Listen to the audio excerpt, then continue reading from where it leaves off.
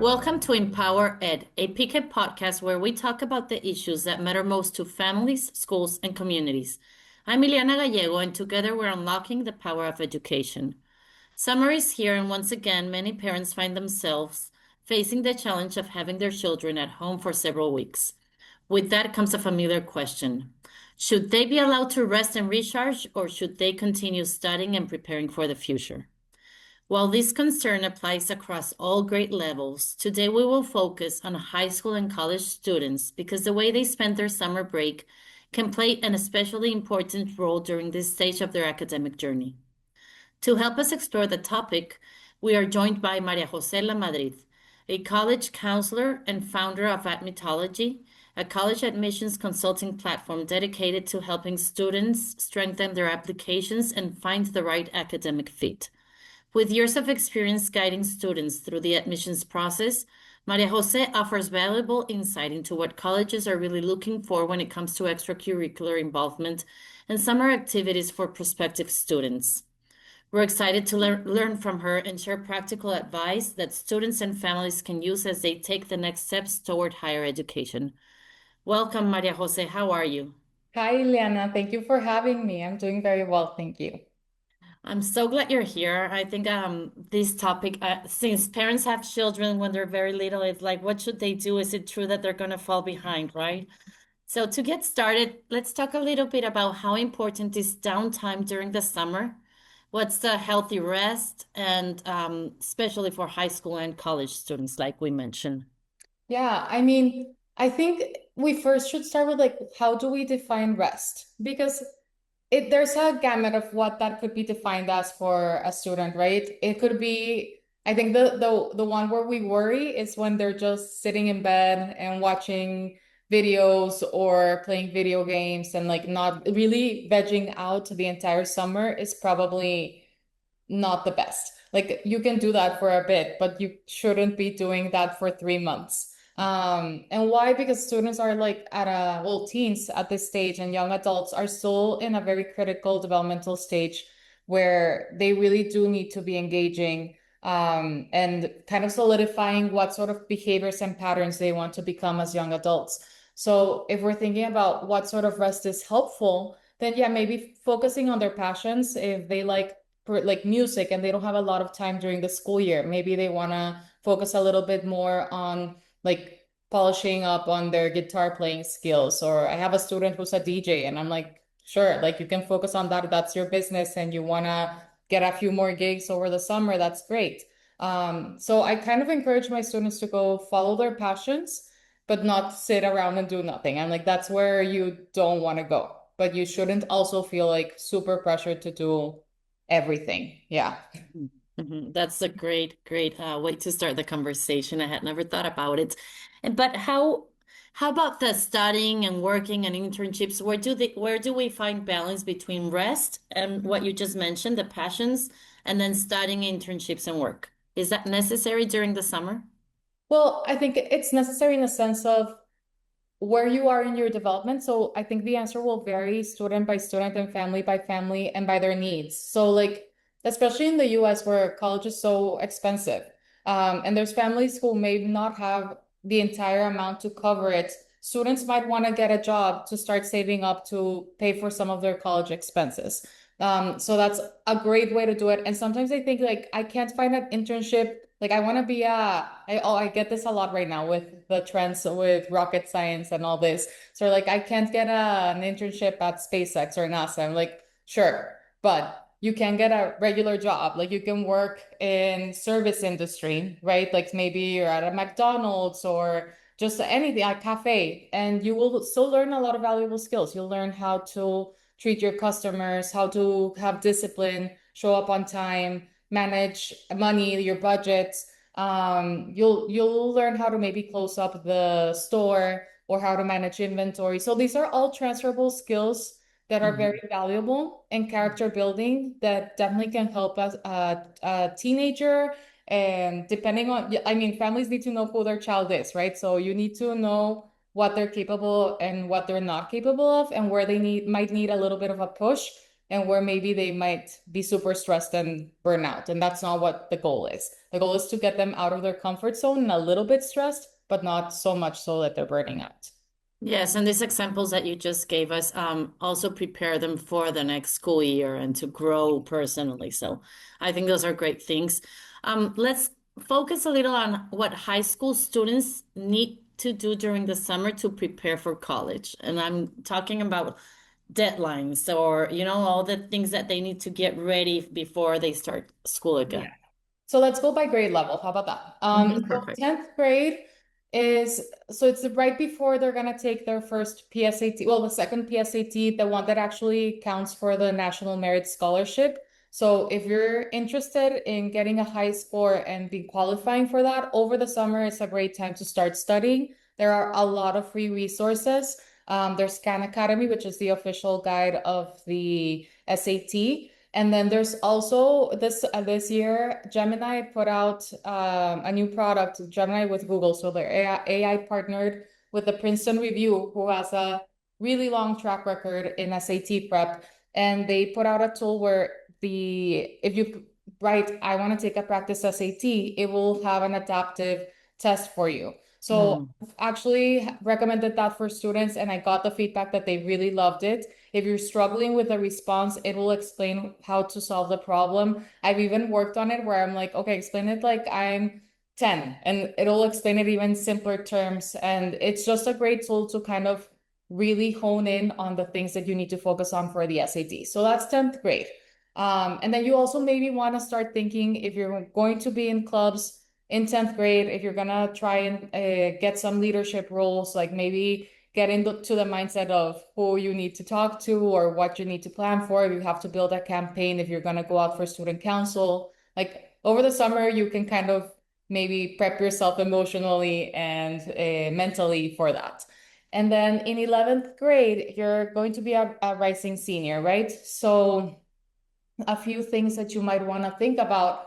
Yes, if you're going to take the SAT, this is probably the last time that I mean, you can still take it up until like first semester, but honestly, you're going to be in your senior year classes. So I've seen that the best time to take it is up to August, because you still have the time period of the summer to really focus on that without a lot of other distractions and responsibilities.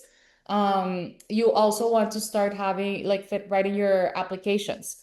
If the students a lot of the time will push them off and they think that they have a ton of time senior year, and senior year is a bit late. Like it's not late, it's not meant to stress you out, but the thing is you're going to have a lot of responsibilities, so it's better to start earlier.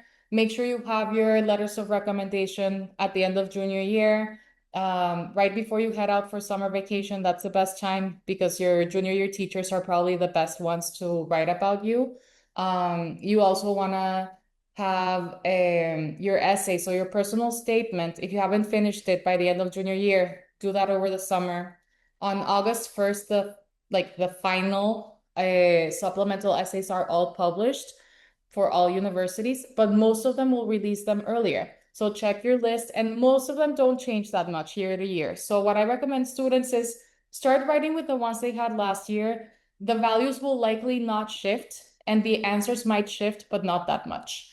And then finally, for 12th grade, well, you're about to enter college and be a full-grown, responsible young adult. Like you're gonna be, even if you're not responsible yet, you are gonna be responsible for all your decisions. So I think it's a great time to start setting some maybe patterns that you're gonna want to have with your parents. Like how often are you gonna call home? And set up some time, like some rituals to have some sense of connection with your roots, right? So maybe with your friends, you're like, hey, your closest friends, let's have a call once a week at this time. Or with my friends, what we did is we would have an email thread. This is back in the day, right? Maybe now it's something different. But it's just the things that you can do to stay connected, that I think are important. And yes, you want to prepare for the dorm room and everything. There's going to be a lot of support in college. Maybe research some of the clubs you're interested in. So when you show up, definitely sign up for all of them and then go to at least one meeting. You can always drop them. But the first 6 weeks of college are the time when you will be able to adapt and kind of build your new like sense of community. So that's really important that is rising like seniors, 12th graders going into college, really prepare mentally for that and know that yes, it's a big transition. It's the first big decision that they made and their first big step into being independent. So it's normal that you will feel doubt, that you will feel confused, that you will feel like, did I do the right thing? That's normal. Everybody feels that way. Just work through it, talk to somebody. There's a lot of resources on campus to help you out. And just trust that you made the right decision. You prepared for this moment and you're ready. Wonderful. This is exactly what I was looking at Mhm. for, like the SATs and the how to prepare for college. The only thing that I think we're missing is financial support. What Yes. should they be doing for to prepare for financial support? That's a great question. So it depends where you are in which stage. If you're in 10th grade, you should really start looking into universities.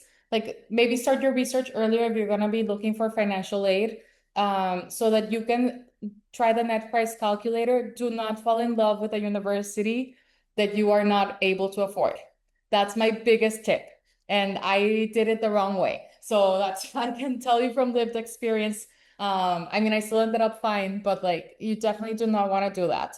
So I highly recommend students to start with the price tag, right? And then look at everything else. And so you can start doing that in 10th grade, even in 11th grade, you like the summer, yeah, the first semester of 10th grade is a great time to still be doing your research on universities. Second semester, 11th grade, you can start even applying for, even over the summer, you can start applying for some scholarships. There's scholarships for high school students towards college. And then definitely throughout senior year, like that's a lot of, where a lot of the scholarships will happen. I highly recommend don't focus on only on applying to the ones with a big price tag, or sorry, with a big like award, Mm-hmm. because those are the most competitive. But think about like the small essay contests with like prices of $1,000, $5,000. They add up. If you apply to a lot of them, like there's usually less people participating in those. You can even look up which ones extended their deadlines, and that's probably because they did not have enough people applying for them. And you can definitely apply to those. And you can even do it while you're in college. Like as a first semester senior, maybe you're going, but it's still a tight, like a tight budget. You can still apply for scholarships throughout your college journey to like there's a ton that will still accept or will only accept undergrads. Like that's also something that exists. Okay. So I want to go back to two things. Mhm. I've heard that there's a lot of money in scholarships that gets left over. Is that true? Yeah, I mean, I don't know the exact numbers, but I've heard it and I've heard the same thing you are hearing. Like I've heard, especially with those that they need to extend it. Like there's somebody who wanted a one-off competition, so there's not as much awareness for them. Uh-huh. And so less people participate. And if they don't have enough of like qualified applicants, then they don't know what to do with like, or maybe they had like 16 prices and only six applied, then what do you do with the other 10? Like, Uh-huh. so those things do So, happen, and but those are not in school. That's the difference. Like a lot of students will only focus on the university merit scholarships or the university like need-based financial aid.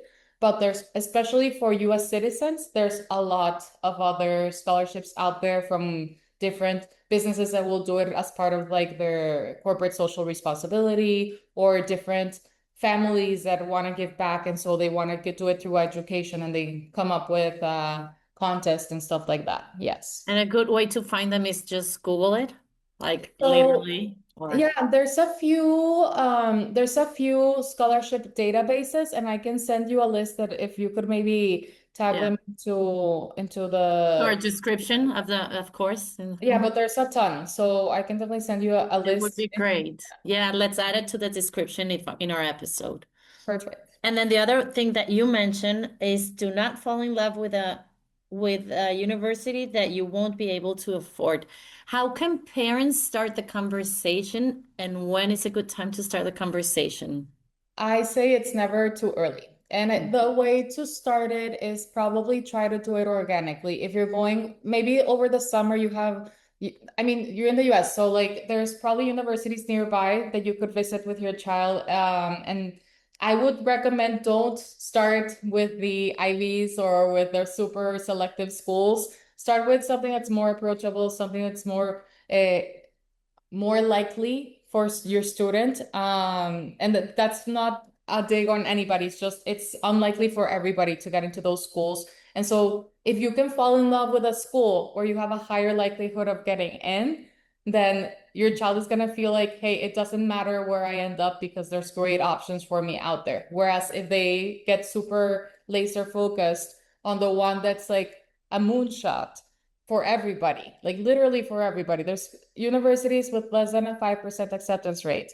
Then that makes it harder for them to feel satisfied with anything that they end up getting. So that's the reason that I kind of try to first set like lower expectations, and then if you get the cool shit thing, awesome. But if you don't, you're still happy, and that's honestly the way you probably want to go about it.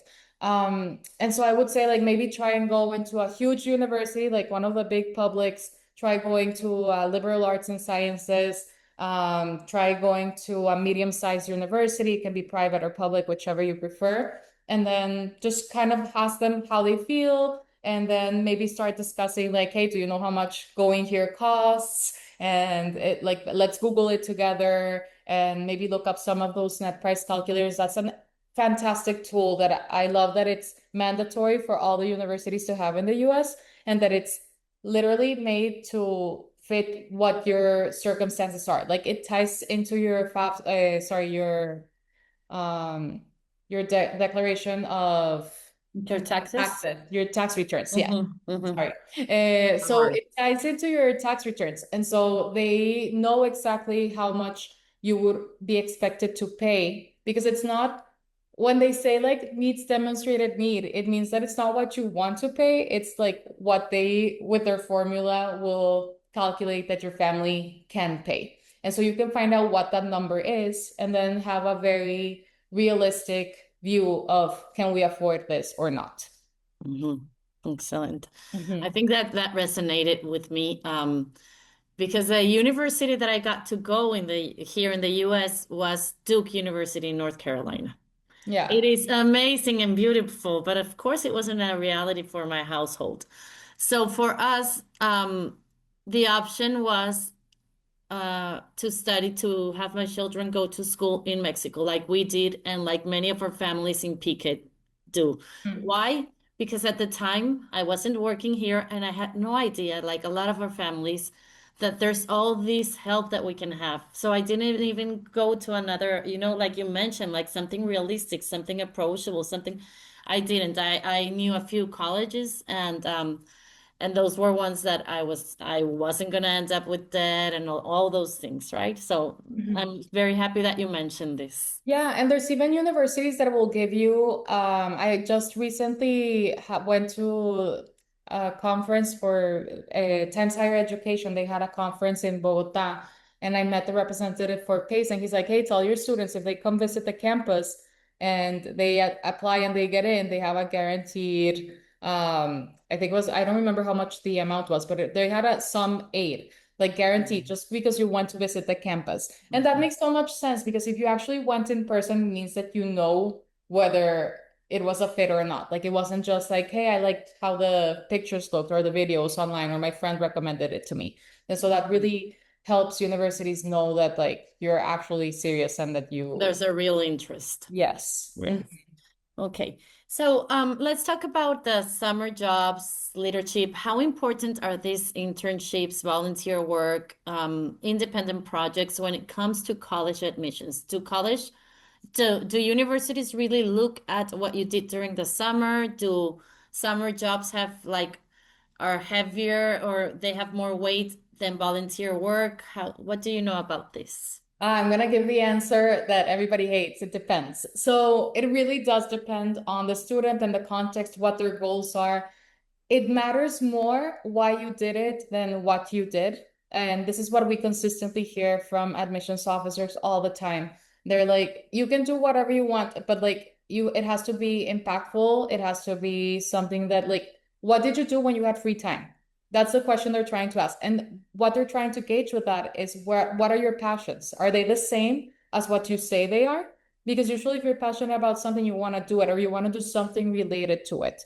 And so that's what they're trying to answer, and they understand context as well. So just because you see, and I hear this from my students all the time, like, no, but I saw on TikTok that this guy, like, I don't know, invented whatever, and they got into so and so school. I'm like, but that's not your reality. And you don't know if maybe they had a parent who worked in a company that could kind of help them out. Like, we don't know what their context was. So you need to focus on what can you do, what matters to you, what can how like what are problems in your community. I also love it when they're like, oh, I'm gonna go and give back in, I don't know, whatever other country they're gonna go travel to. And I'm like, that's awesome. But we live like personally, I live in Mexico, and I'm like, there's plenty of stuff you can do here too. If you're not doing it also throughout the year, how like it gives me some doubt, but that's just my point of view. And I think it depends, honestly. I the jobs, the internships, I think if they have a job because it's a responsibility, I know that that does carry more weight. So, for example, I had a student who would tell me like, I can't do extracurriculars and I can't have a job because I care for my grandparents after school. And that's what I do. Like, is that gonna look really bad? Because my activity section is pretty bare.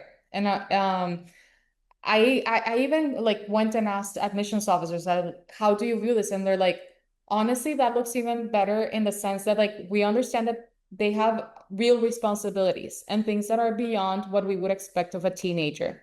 And so the fact that this student was very responsible and would care for her grandparents and like was responsible giving them their medication and being very consistent, and like even her essays would explain the situation. So like it's more about a case by case basis, and why you do what you do matters more than what exactly you decide to do. Mhm. Mm-hmm. What do you recommend? Like, what are good topics now that you mention it for the essays?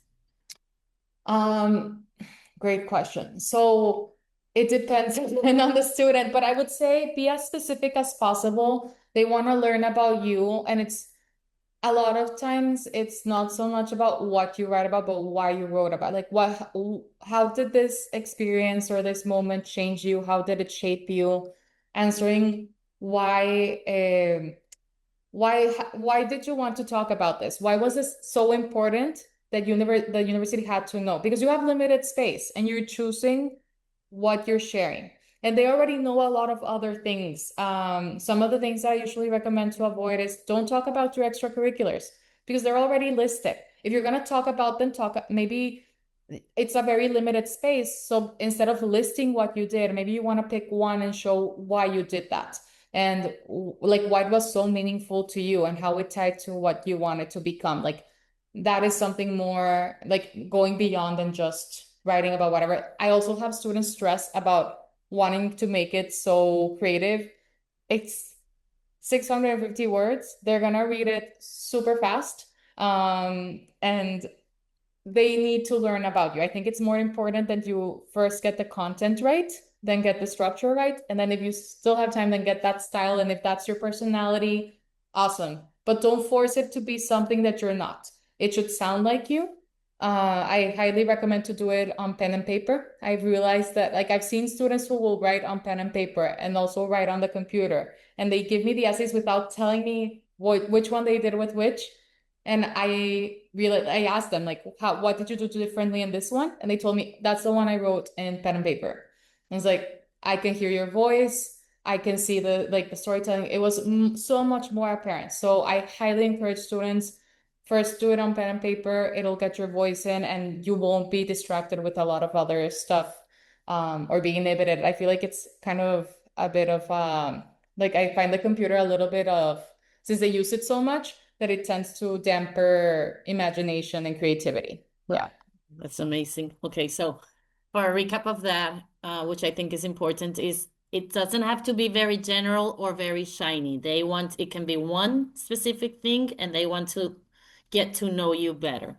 And Ex also you mentioned this for the essay and for the volunteer work or whatever activities you choose to do during the summer is not the what, but the why.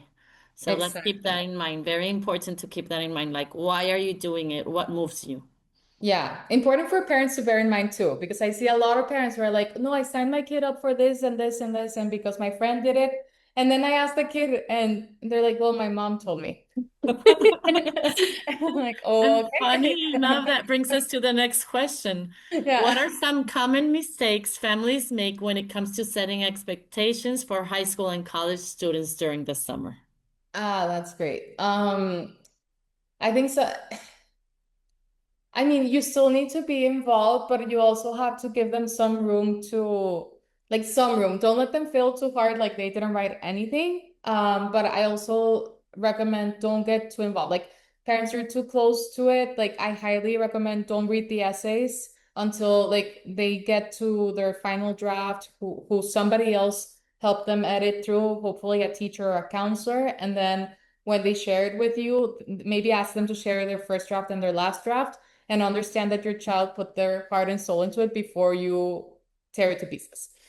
That's my biggest mistake. I hate seeing that. And then I've had students who are like, I can't send this. And it was a great essay, but maybe the parents were like, no, you should have written about your extracurriculars. I'm like, but that's not what like they see it. I see parents thinking of applications as if it were a job application. And this is not a job application. Here they want to see your character and the way you think and the way you decide like through decide what you do through the world and how you move and make decisions. And so honestly, listing accolades, there's a different space for that. This is not where you do that. And that's a common misconception.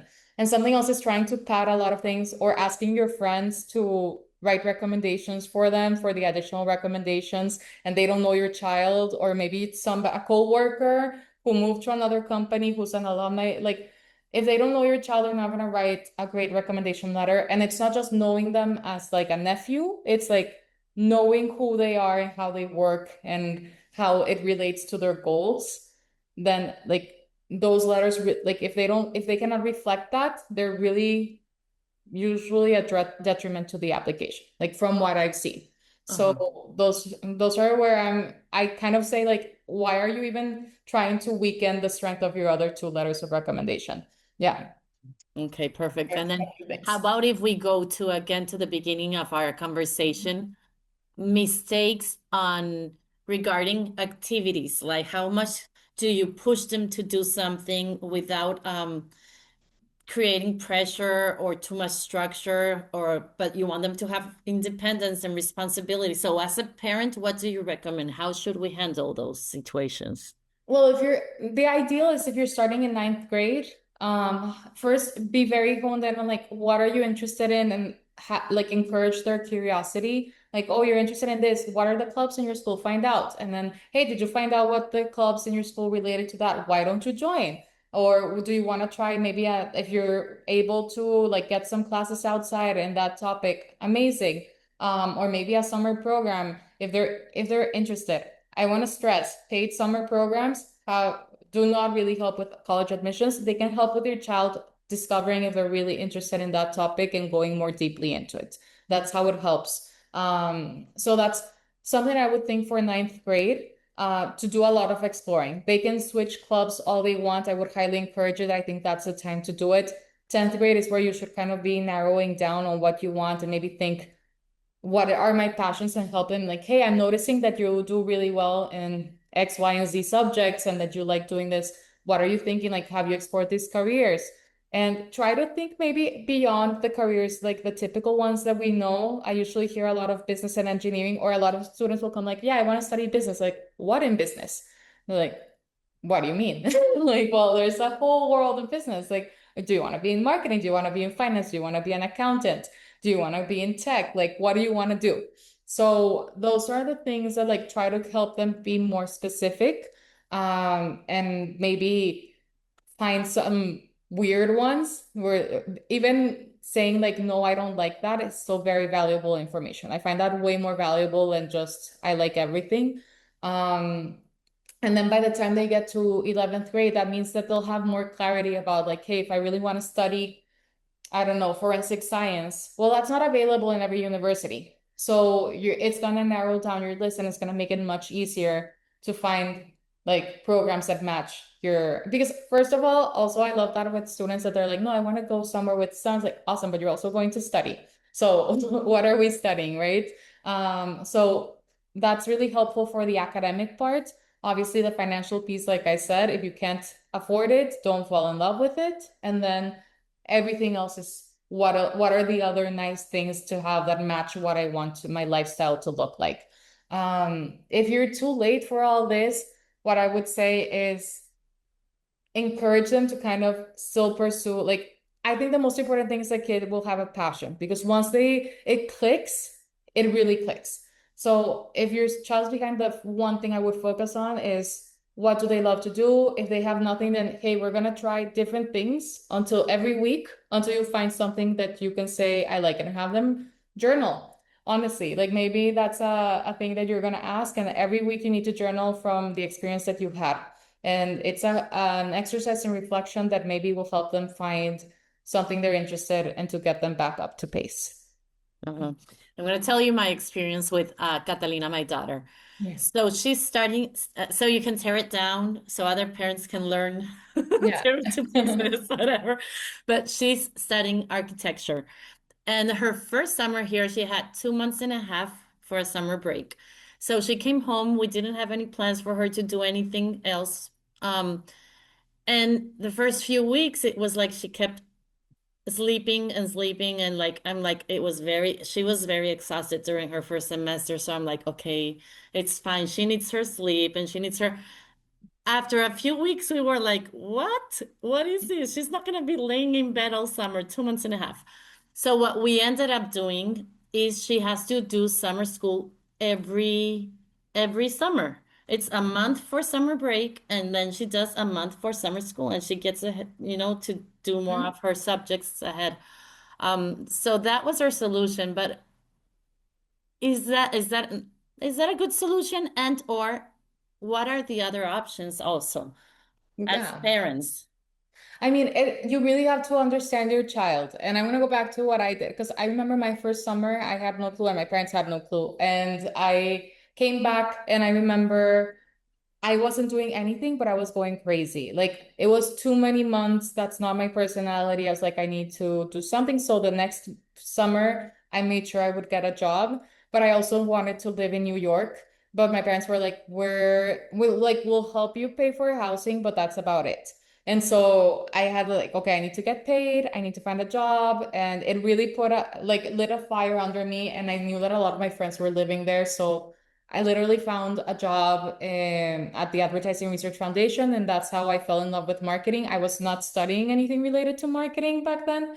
I thought I was going to work for the World Bank, and or the UN or something like that. No. And so that's kind of where I started falling in love with working and corporate life, and that's how I fell into it. It depends also on the school. I feel like I went to Penn, and it's very pre-professional. So a lot of students were getting internships, and I felt like I was falling behind. I also think that's important as your child is picking universities, understand the environment, and if that sort of environment will help them push them along, then maybe that's something you are like, hey, have you thought about these universities that kind of a lot of students get internships? That might be something that you want to think about. I think for architecture, it's different because you do need to have a lot of like art practice, and it's not as easy. Like there's very few companies that give internships. So I think what you're doing is great. She might want to find a few, I don't know what year is she in? She's in her third year. In her third year. She Yeah. still has two more. Yeah. Is she doing summer school again this year? Yes, she is. She'll be here for 10 days and then she'll go back. Okay, yeah. So this is usually the summer that I would say like junior year is where you may want to really try to get that internship, because a lot of the hires, it's easier when you already have like 3 months within the company, and a lot of them will hire more summer interns who are about to graduate with that intent. It's still like you can still get jobs. It's not like an end all be all, but I just know like it's my recommendation what I would do. And it fits perfectly because it's 5 years for her. So we still have Exactly. So time. she has two more. Yeah, that's true. Okay. So yeah, she still has, I think next year she would kind of do that, and that makes sense.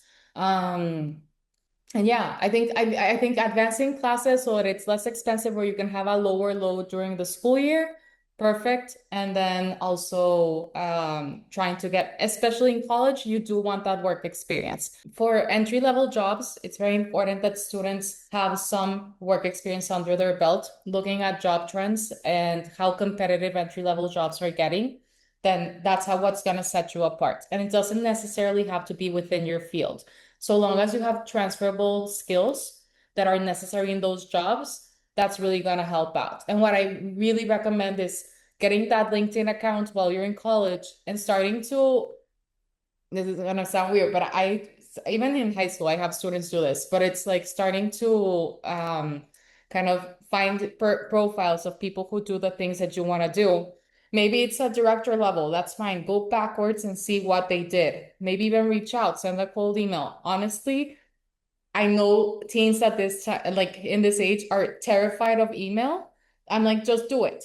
Very few people do it. And I remember every single one that did it with me, I always said yes. And every time I've done it, like the majority of the time, people will say yes. You only need to ask for a 15-minute coffee chat, and it can be virtual. And it's a very low lift for whoever you're reaching out to, and they're likely to say yes. So Wow. they can probably give you better advice about what's happening in your field than anybody else. So that's something I highly recommend doing before you graduate. And it also helps expand your network. And that's the easiest way to get a job is with people who are in the field, more so than sending 1,000 resumes via LinkedIn. Mhm. Yeah. Wow, well, that's wonderful advice. Thank you, Maria Jose. So just to finish off, our last question is if you could give students and families one piece of advice Mhm. about how to approach summer break for high school and college students, what would it be? It would be that summer should be fun. Just because I'm giving you a list of things that you can think about, if it should excite you. So find things that you like generally are curious about, that you really want to try out, that make you excited. If you're not excited yet, then start researching it. Maybe as you learn more, that's when it will connect and move you and make you want to do it. But don't do something for the sake of doing something. Do it because you actually are excited about it. And that will make it so it's both. Like if you're genuinely enjoying something, just because it's very different to what your regular life is, it will still be restful, and it will still like get you inspired and get you more motivated to come back to school and get back into the swing of things. So yeah, definitely summer should be fun, and make sure you're having fun. That's Yeah. some amazing, amazing advice. Maria Jose, can you please share with us I don't know if you have social media accounts, your website? Yeah, of course. My website is admitology.com, and I have Instagram, and it's also at Admitology. On our website we have a newsletter, and you can sign up for it. We have one for parents and one for high school students from 9th to 12th grade. And English it's and month Spanish, by month. right? It's in English. That one's in English right now, but we're gonna start publishing in Spanish soon. Yeah. But if they have any questions or want to get Yes. in touch with you, you can do both. We're an entire Spanish speaking team. So we do English and Spanish, and we're happy to help. Yeah. Thank you. No, Well, thank that's it for us. I appreciate you being here with us. I appreciate sharing your insights with us. And I'm sure we're going to do a lot more together. So I stay look tuned. forward to it. Thank you. Thank you, Maria Jose. Thanks everyone for listening. See you next time. Bye.